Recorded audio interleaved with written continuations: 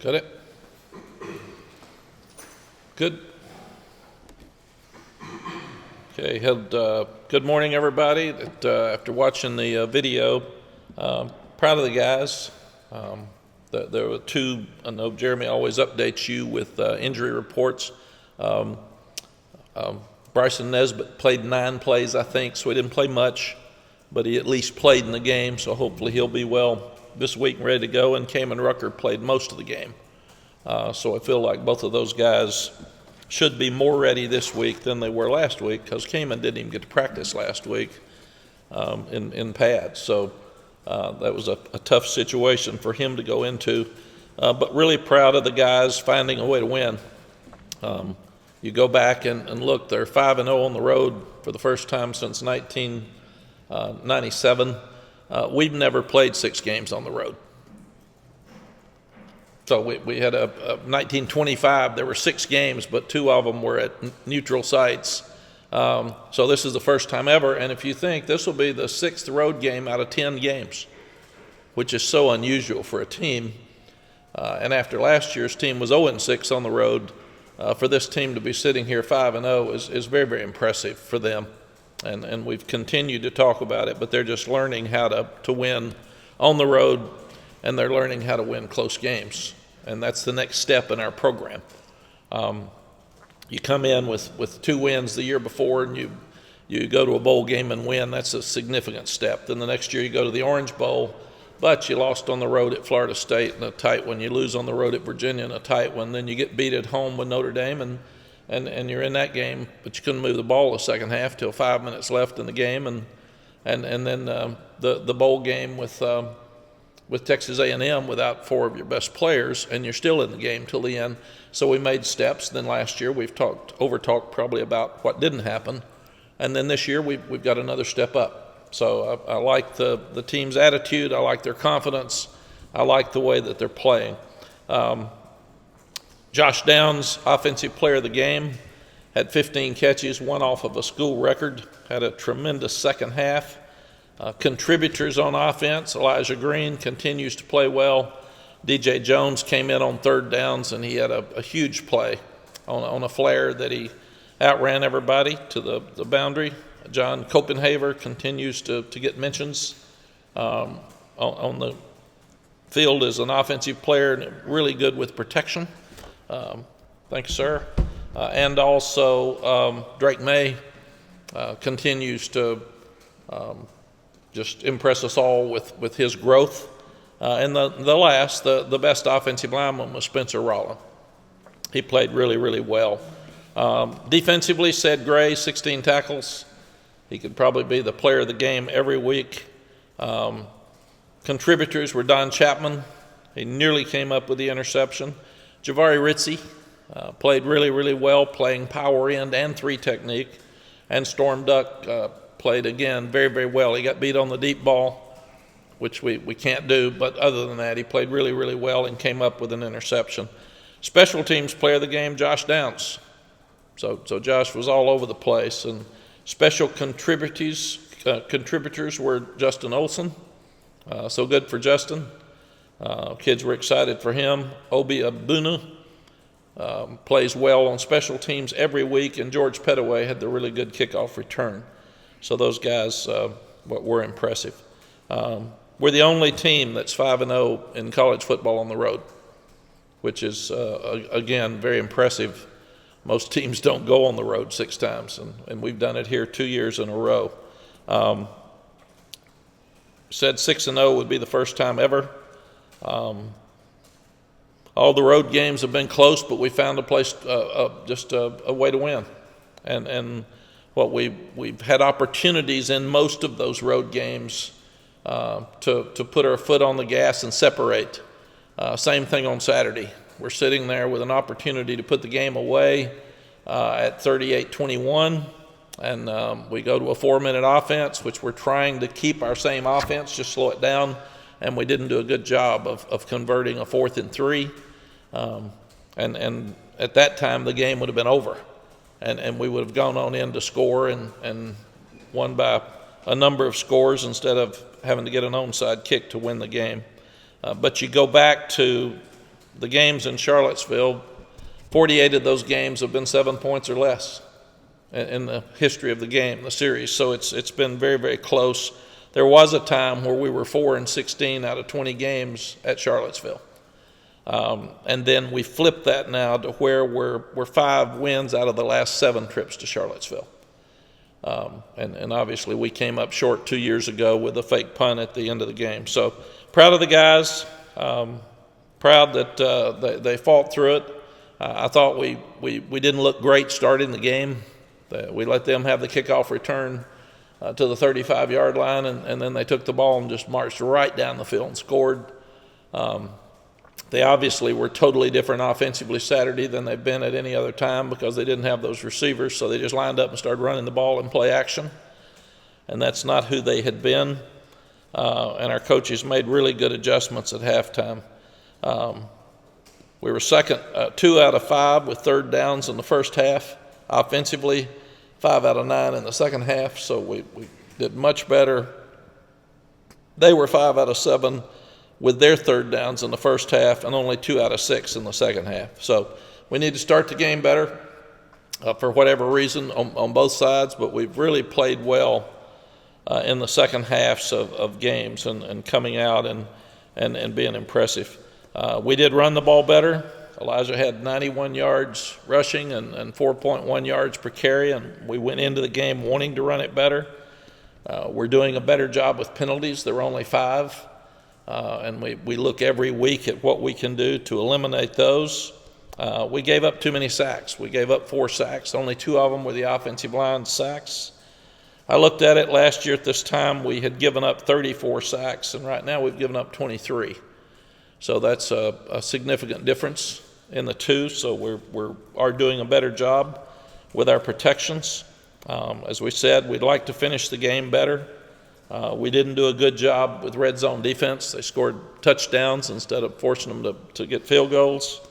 But the defense continues to play much better in the second half than the first half with the adjustments that the coaches are making. We're averaging giving up 8.4 points per game in the second half of the ACC games. We're averaging giving up 5.6 points in the fourth quarters of the ACC game. So we're playing much better defense than we're getting credit for.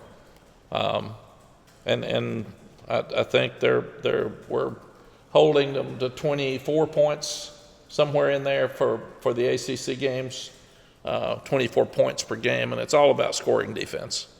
Scoring offense and scoring defense makes the difference. Had a couple of really nice punt returns of 19 and 38 yards. Josh had a chance to be gone on that last one, so we're getting closer in that area. Didn't like the fact that they had the long kickoff return, as we said, to start the game. That's not who we've been, and we did kick a kickoff out of bounds, which is a killer with field position. So we don't need them placing the ball at the 35. The 64-yard punt right before the half by Ben Kiernan kept them from having an opportunity to take it down and get some points. It totally flipped the field. And we said that George Pettaway did a good job on his kickoff return. It's just usually people are kicking them out, so you don't have a lot of opportunities to do that. After looking at Antoine Green's onside kick, he did really what he should have done because he wasn't going to score. If he could have scored outside of 3 minutes, you let him score. But he was going to get tackled, and instead of getting tackled, he went down, so there wouldn't be any chance to have the ball knocked away. So it was really a smart play by him. And we've had more onside kicks than anybody. I think we've had 5, haven't we, or something. So we're getting a bunch of those here to work on it as we're going forward. But still need special teams to keep making a difference. Headed to Wake Forest for another tough game, another tough road game. We've had 2 unbelievable games with them the last 2 years at home. They whipped us pretty good up there the first year we were here in Winston-Salem, and we came back and fought and made it close at the end, but they were much more physical than we were and played much better than we did. We just came back and made it a game. Dave Clawson's done an unbelievable job. They've got a very good team. They have very few penalties. They had the unusual third quarter at Louisville 2 weeks ago, but they very rarely ever turn the ball over. They have the unique offense. Sam Hartman's one of the best quarterbacks in the country, and he's been so effective against us the last couple of years. And we feel like it'll be a great game. It's just another tough game on the road where you got to just continue to fight. Questions? What have you told your team from last year to this year to get you guys to be the road team you are this year? Is it a matter of different talent level, or is it a different philosophy, or what is it? No, I think it's just the team pulling together and playing with more confidence, and fourth year of your program, and you just take steps and strides, and sometimes you have to step back to go forward. And the things that we didn't do last year, we were able to work on and coach and preach and show them, if we'd done this in this game, we win the game. And that's the difference in winning and losing. It's just it's a game of inches, and sometimes it's the smallest things that make a difference. And we're doing those things better this year. We're scoring better in the red zone. We're going for fourth downs more aggressively and making them. Our kicking game's better. We've got fewer sacks. We've got fewer penalties. So they're just things that are helping us win. Mack, Drake hasn't had thrown an interception since the Miami game. I think it's 122. I forgot how many consecutive passes.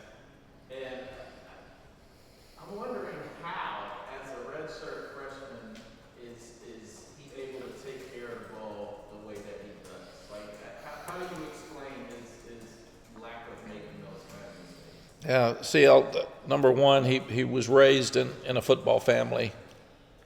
Number two, he was sloppy with the ball there for a couple of weeks, and we've been on him about that. He's really taken care of the ball and not fumbling the ball for the last couple of games. Three, we had 8 turnovers on the road compared to 1 at home. Saturday, we didn't have anything close to giving up a turnover. We didn't have a ball on the ground. He didn't have a pass that was even near where someone could intercept it, so it's so accurate.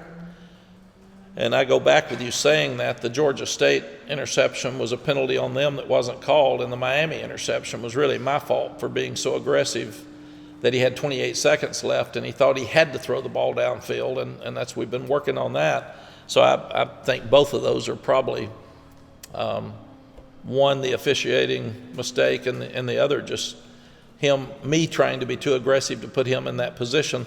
But I just think he's one of those guys that he's so competitive, and football's so important to him that he's got a really good learning curve.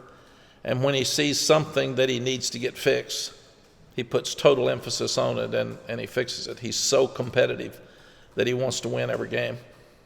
Drake said after the game Saturday that he had that run and went out of bounds about 2 yard line, so for a split second he thought about leaping into the end zone. So he didn't think he could jump over John Copeland here blocking. How challenging is it for a guy, especially a young guy, to change instinct in a span of 4 or 5 weeks in the middle of the season? Because clearly that's what he's done. Yeah, it's so tough because he's so competitive, and that's his nature. And it's hard to say, if you're going to score, go score. If he had dove for the end zone and scored, I would have understood. We've said first downs and touchdowns, go for it. Any other thing, slide. There were a couple where he had the first down and didn't slide. And that's what we've got. He's got to just protect himself better, take care of himself when it is in a position where it doesn't matter. Have you seen him also make progress as far as when he get out of bounds and he's running, maybe not taking that extra hit the last moment? Yes, he's much smarter, and he's going down much more. He's so much better runner than people talk about, because he makes yards. And if you think he's so accurate, and he's throwing to 8 to 10 different receivers every game, so you got to spread out and cover them. If you get man coverage, he can avoid the blockers. The rushers. Our protection's better, and then he can run for 10 yards. So that's what makes him so effective as a runner as well. Mack, talk about the rushing or Drake's running ability. The way the game shook out Saturday, Elijah was the only running back who carried the ball. Do you think that's just a symptom of the game, trying to win the game? I think Drake had 16 carries, maybe something like that. Just the way that shook out, what did you see there? And I mean, like, did you think that was too much to put on one guy Yeah. in terms of Elijah or Drake? You know, Adam, their quarterback's been their leading rusher. And it's happening more now with college football. And the more we throw, the more scrambles there are. So most of those were scrambles. They weren't quarterback draws. They weren't design runs. And I've told Phil, I don't want a whole lot of design runs with him. That's not like we had with Sam last year. He's going to make enough. He's going to have enough runs when protection is good and they're covered that he can run and make yards. So let's don't add to that. But most of those Saturday were scrambles. Mack, late, you have opportunity, you mentioned it earlier, to sort of put the game away. Is there, aside from slowing it down, is there a philosophical, whatever that word is? Philosophical. Difference in what you want to do on offense there? Josh looked like he was open or Yeah. up and down. No, Tommy, it's a good point and right. What I've tried to do is normally in those situations, you slow it down, you get two tight ends, and you run the ball, and that's not who we are. I'd like to think we are, but we're not we're going to run it whether you know it or we know it. That's not our style right now. We throw it better than we run it, and we run it better when we spread out and the numbers are right. So what I've asked the offensive staff to do, and we didn't do a good job of it on Saturday. At the first time we had it, we did the last time. I've asked them to keep the same offense exactly that we run and snap the ball with 3 seconds left. And that's hard because those kids are standing there and they're standing there. And when you got 40 seconds, like they're standing there forever. So to help, I've asked Phil to signal the play in a lot later. And then you saw once, I think Drake snapped it with 9 seconds. And then once he had to hurry to get it snapped. So it's just not normal for him. So it's uncomfortable. But the last 3rd and 2, we threw to Josh and made the first down. The other 4th and 3, we ran into too many. And that's where we've got to have a check with me, or the whole playbook's still got to be open.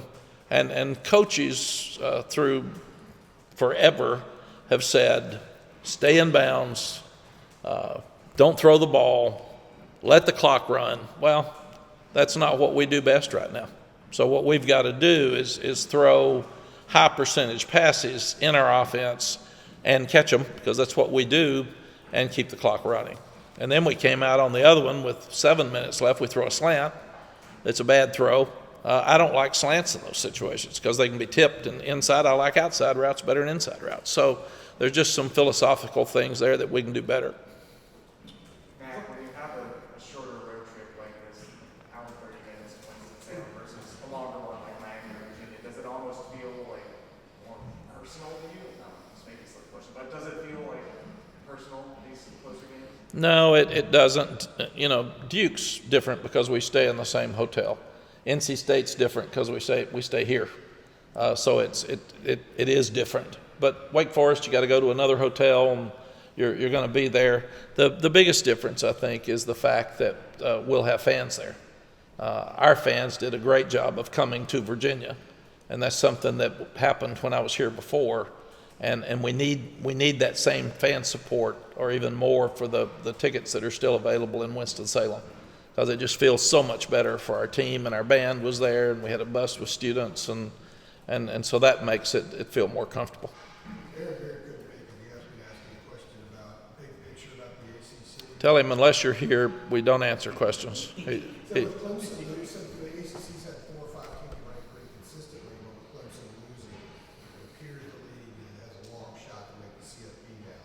You want to know your thoughts about that were and kind of where that places the league in front of the national landscape. I would think, Aaron, it's way too early to start talking about that. I remember in ESPN they always said, "Who do you think?" And your 4 changed every week. This is they're a lock, man. Then they get beat, get upset, and it happened this weekend. It was just crazy to see how much difference is there. So what we've told our guys is just keep playing. Don't worry about it. Don't worry about anything except Wake Forest, and really and truly all the other talk about college football playoff and championships and all those things are fun for fans. They're fun for media. They're only distractions for kids. What we'll tell our kids today is, or tomorrow in the morning meeting, is thank you for getting us where we're playing for some good stuff in November, because that matters, and most people aren't, and it's fun, and it's about you. Your parents are happy, your fans are happy, your university's happy, your students, administration, coaches, everybody's getting to enjoy this, but you just got to keep doing what you're doing, and we got to keep getting better as a team. We've got to play Wake Forest better than we played Virginia to win the game. We didn't play a full game at Virginia like we should, in my estimation, so we've got to get better. You talk about Sam Hartman being one of the best quarterbacks in the country. He's had an uncharacteristic last 2 weeks with the second half of that game against Louisville and this past week against NC State. How do you keep him out of rhythm? How do you keep him from returning to Sam Hartman in this career? Well, it's hard. You got to stop the run, which we haven't done very well, and you got to get pressure on quarterbacks, and we haven't done that very well. So Louisville and NC State did a better job of that than we've been able to do. So we've got to figure out today and tomorrow who we're going to be in this game defensively. Do you think this is going to be one of the best quarterback duels we've seen in a long time? With Drake Maye going up against Sam Hartman? Absolutely. You know, we've got great quarterbacks in this league, and now you're just you see these two.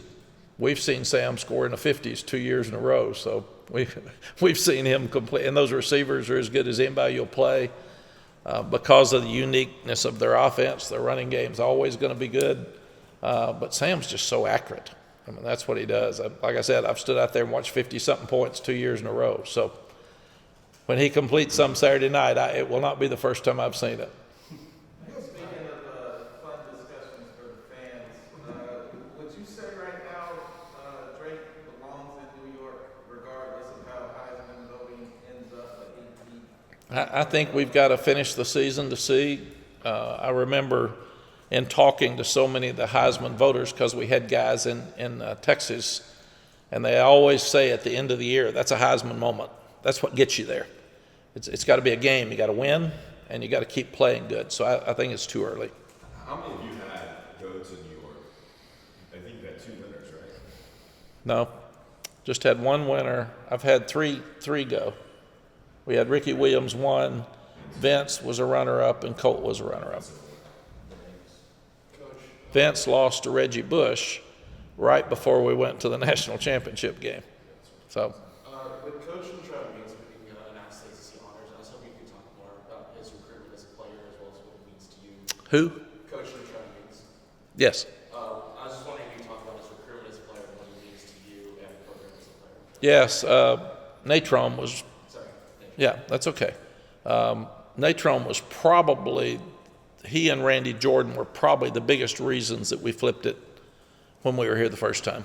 Because I remember it was the third year and we'd won none. We were 2-20 and we were 6-4-1, and I think that's the year we tied. It was 90, and Georgia Tech tied us when they won the national championship because we could run the ball. And before that, we couldn't do anything on offense. It was just crazy. And we had Kennard Martin the first year, but no defense. And then we weren't good on either one of them the second year. So being able to run the ball with Natron and Randy Jordan really gave us a chance. And then Jason Stanisak comes in, so we can start running some option and some play action pass and stuff. I think that was about the 7th game of the season or something. But yes, he's a huge difference in our program here. And he's done an outstanding job. He's an analyst, so he can't coach, but just being around. And now I think it's been announced, Tenet, that he's the ACC, North Carolina's ACC Legend of the Year. So that's pretty cool for him as well. You have a vast pool of friends and associates in this sport. Have you heard from a lot of those people, especially recently, about Drake just calling up to say, what's up with this kid? Why is he so good? Yeah, he's the buzz. There's a lot of people talking about him across the country. And all my friends, 71 and 40-something years in this business, you got a lot of friends. Got some enemies too, but you got a lot of friends. And I guess I hear from the enemies too. They don't like us. So, but I think the biggest thing is they're all saying, wow, that young guy's really good, because they see parts. They'll before their games, they'll watch our game or try to watch it some after their game. But I get probably 200 texts after every game. Some good, some not so good. Have you heard from someone that you've known for a long time, maybe haven't heard from for a while, that kind of surprised you, that just wanted to just talk about Drake? Kind of, they're not even really in the business anymore, but he's piqued their interest and they're just curious. Yeah, I don't think so. Really, most of the people are people that stay in decent touch. You know, it's not like somebody's just come from nowhere to see it. But he's played better than we would expect for a freshman, for sure. Do you answer all those 200 texts? I do. I can't not answer a text. I just thank God for emojis. Matt, who are your enemies? Seems like you're friends with everybody. No, there's some that don't like me. They just don't say it publicly. Yeah. I can't do thumbs up because that was an Aggie thing when I was at Texas. So it's usually the hands and the heart and the hands. So that's and I've said with a blue heart it's okay. You can send that to anybody. Red hearts you have to be careful. So I'm learning. You mentioned Elijah Green at the top and how messed up as well. I mean, pretty incredible coming from fifth on the depth chart, kind of an afterthought to where he is now. It seems like you're the top back. Speak to kind of that and what you like from him against Virginia. Yeah, Ross, the biggest thing is the message that he sends to all of those that think they're not playing enough, whether it's on our team or somebody else. What he did, instead of in a modern day of transfer portal is talked about daily, breaks his thumb, fifth running back, working on the scout team with a cast, running as hard as he can to make our defense get better, going to the special teams coaches to find a place to play, a running back that's never played defense, tackling as a gunner, working after practice every day on his pass protection and catching the ball, even with a broken thumb.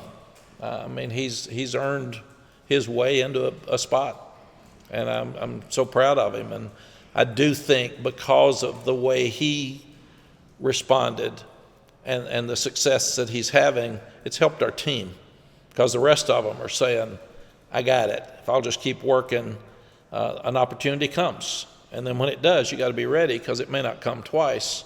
And he is a great student, does everything perfect every day. But he has been one person on our team that has helped a lot of the other guys with their place and getting better and understanding that we don't care who plays. We just want to win. But Mac, just to follow up on that from Ross, with Elijah, like it seems like the speed and the power and the balance. Like, I mean, even if you had everybody healthy at running back, like, I mean, would his physical abilities maybe? I mean, you got a lot of physical abilities there. Like, I mean, is the blend of it maybe the best combination of it all that you have? Not Yeah. to disparage anyone else. Yeah, Adam, it wasn't because he couldn't catch, but he's worked himself into a position where he's really good. The flare that he caught, he outran everybody.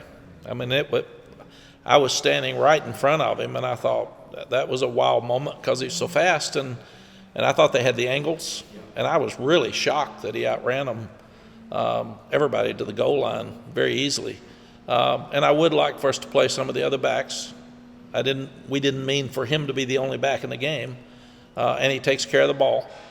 So, and there's one of the fourth downs, he was going to score if he kept his feet. There was a 4th and 2, I think. No, 4th and 1. And he squirted it, and he just tripped a little bit, or that's a walk-in. But I'm really, really pleased with him, and he's helped us. When you lose two backs like British and Caleb, you could be in trouble. And then two freshmen that are sitting there as well. And then I'm really, really proud of DJ Jones, like I'm proud of Elijah, because he played 14, 15 plays, all of them on third down. But that flare that he caught and took a little dip inside and bounced out was a huge play. And I think that was a 3rd and 9. Yeah. And it was a huge play when we needed to go down and score, and I think it led to a score. And DJ's had a tremendous attitude as well. Wanted to ask my other players that a secret or a sneaky special season. Austin Richards in 409 pass blocking reps. He's only allowed 5 total pressures, no sacks. You know, he's been. what have you seen from him? Yeah. It seems like he's not being talked about enough right now. No, our offensive line's done a really good job, and probably we've thrown so much. You talk more about offensive lines when you're running the ball and you're getting a lot of rushing yards, but when we're not running it as much, it's even tougher for those guys to pass protect. And he is having an awesome year. William Barnes is playing lights out. You know, we lost him to an upper body injury there for 2 weeks, I think, and John Adorno came in and played well. But all those guys are playing really, really solid, and Jack's done a good job with them. But Awesome is just no mental mistakes, no penalties. He's really doing a good job. Just the development, experience that gets to the point now where those guys are. It is. He started for us 4 straight years, and he was I think an all-state basketball player. I know he was a center on a basketball team in Philadelphia that won, I think, 33 games. So he's really athletic. And the biggest thing he needed is just to get stronger. And he's doing that. Mac, when you're watching guys like Drake, Josh, Elijah, is it hard to, like, how hard is it to remain purely analytical when they make spectacular plays? Keep that coach filter on, or are there some moments where you just have to like stand back and catch your breath? I've been lucky that I've seen a lot of great players, so that's what I expect. And we've recruited really hard for 3 years now. That first year, you kind of get what you can get because of the early signing date and the new coach. But the last 2 years, we've gotten some really good players. I see Gavin Blackwell come in and make an unbelievable play for 2 weeks in a row that really helps us get a drive for a touchdown. I see Kobe Paysauer going in at any time, and he looks really good. So there's just guys like that are making plays, and we expect that. And then you take out a Bryson Nesbitt, who's been such a vital part of our passing game, and he really doesn't play, and he's not a factor Saturday.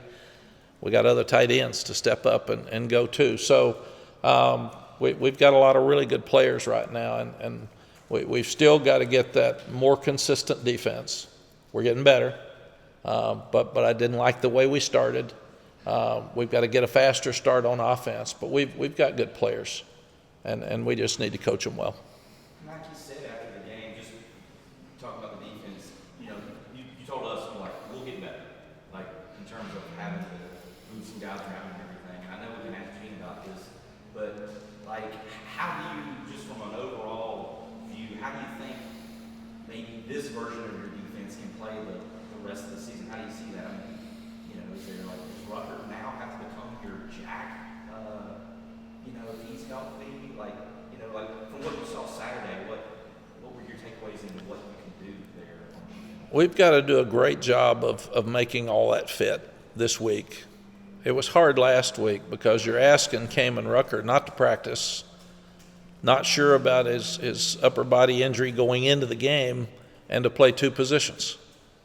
And then we got some calls in late because their formations were late. You're nearly getting, so you got to see who's on the field and then just make a call. You can't wait and see the formation. You've got to have an idea of who they've got in the game because people that are trying to slow the game down. We had 4 possessions the first half, and that was part of what Virginia was trying to do is slow the game down like Pitt and keep the ball out of Drake's hands.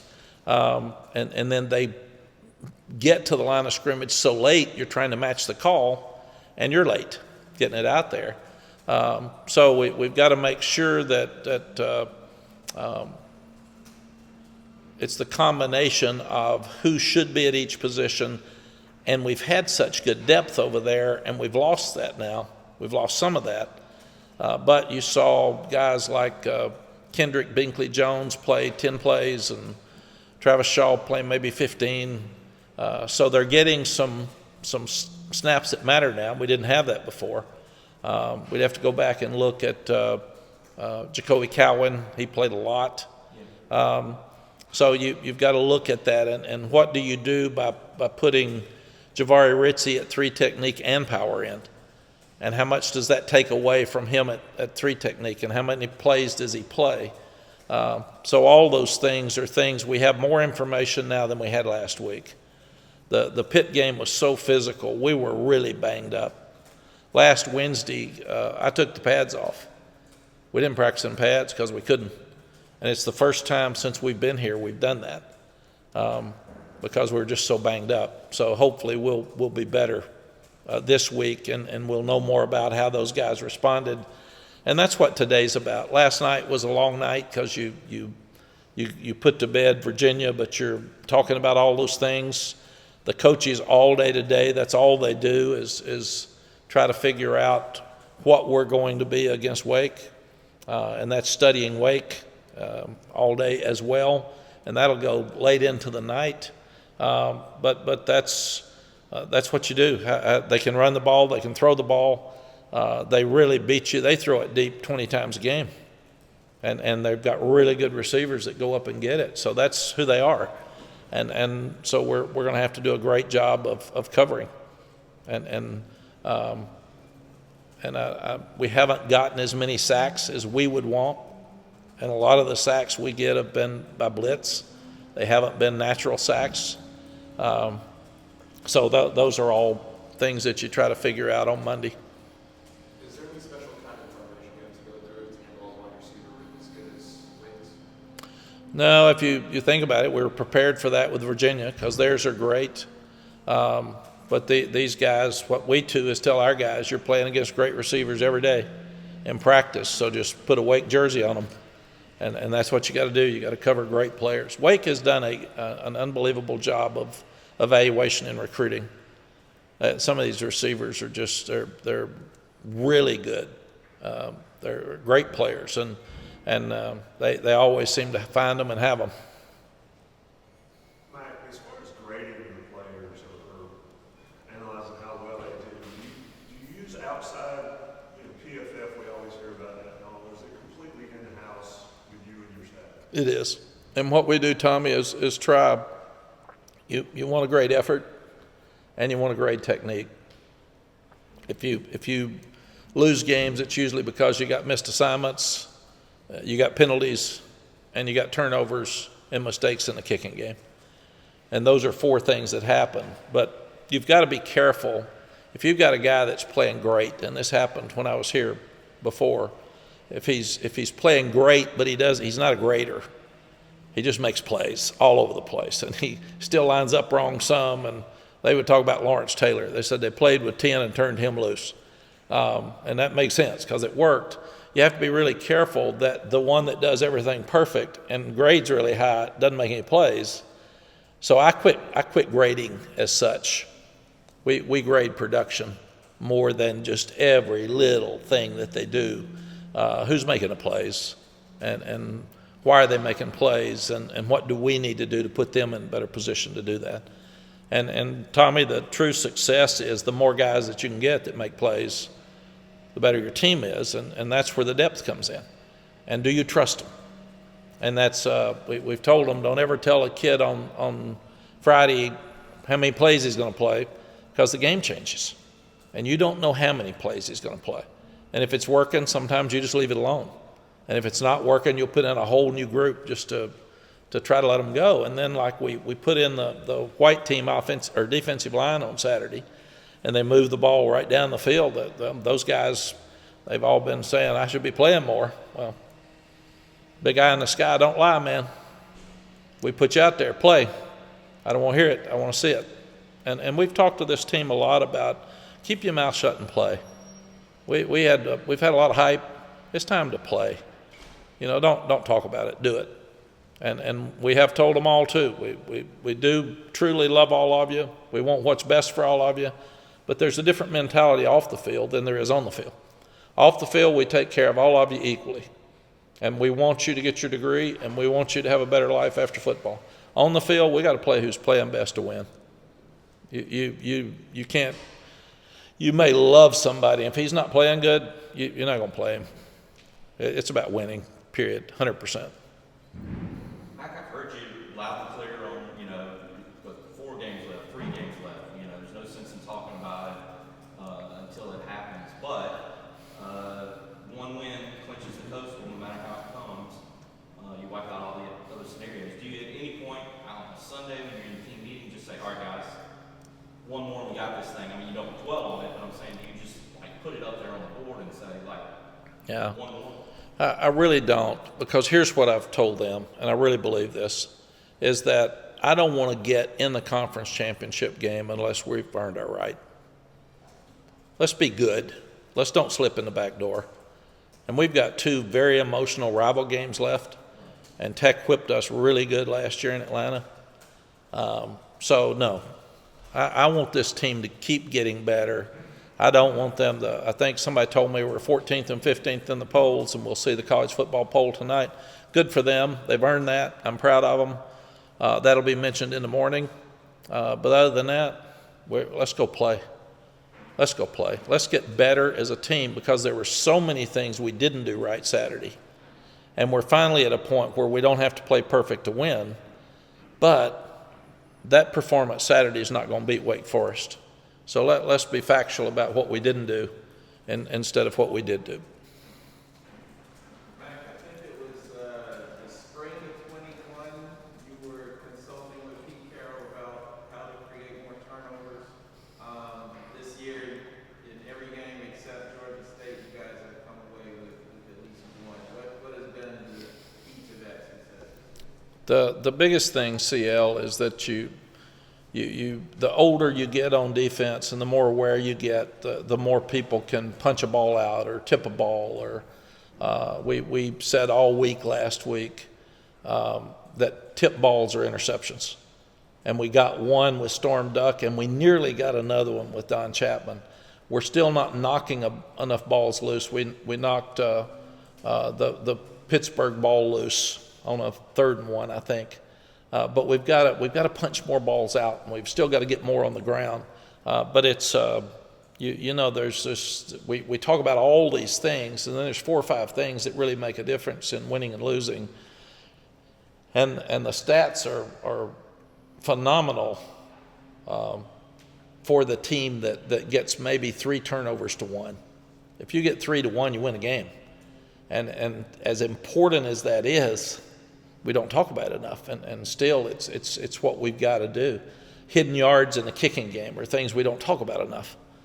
But we should have gotten a touchdown out of Josh Downs' 38-yard punt return. That got us in a position to do that. So I think that's the biggest thing, is that and we're taking care of the ball, and we're not going to play somebody who doesn't. They know that. You cannot drop the ball and play. That loses games. So love you, appreciate you. Maybe you make plays, but what's it worth if you drop it? So the guys understand that we coach ball security every day, and because you're coaching it every day on offense, it's emphasized that you've got to knock it loose every day on defense. In 2022, can you still make a kid carry the ball all day? You probably could. Dick Tomey joined our staff at Texas, and the first thing he did, really took me back. We had somebody fumble, and he'd been a head coach for 28 years or something, and we didn't know it. He took the ball and made the kid. He was the defensive end coach. And he said, come here. He took the ball and pitched it to the kid every 5 yards, and he had to go fall on it and get back up and fall on it and get back up. So after it was over, I said, Dick, what are you doing, man? You don't coach running backs. And he said, can't fumble the ball. You just can't fumble the ball. I said, I got it. So biggest thing we do is we take pictures off of the video, which is amazing what you can do now, of ball security during every game and every practice. And we show the guys when they're not carrying it properly, it's there and it's real. So they need to understand, and we talk about it every day. It's on the notes every day. And you don't want to panic the kids by talking so much about not fumbling. So you talk about ball security instead of the negative. Mac, do you almost cringe when you see, the struggles Harbin has had the last 2 games, because the law of averages might work out the way. This guy's had so good that he's gonna come back with a vengeance in some ways. It's almost like, It was the same way with Brennan Armstrong. I said, don't watch all those other film. They don't play us that way. So that we'll find his best video. We'll take highlights. We'll take clips out, and that's who he'll be against us. And that's what we expect. We'll fully anticipate him playing great. We've always said, like Notre Dame. When Notre Dame came in here, I said, guys, watch the Ohio State film and don't watch anything else. They're not going to play us like they did Marshall. It's just not going to happen, 100%. And we saw it against Syracuse. They played great, and we saw it against Clemson. I mean, that's potentially, they're one of the best teams in the country. And for whatever reason, and now that we're 8-1, we excite people when they play us, so we're going to get the best shot. Got it? I think we're good, Coach.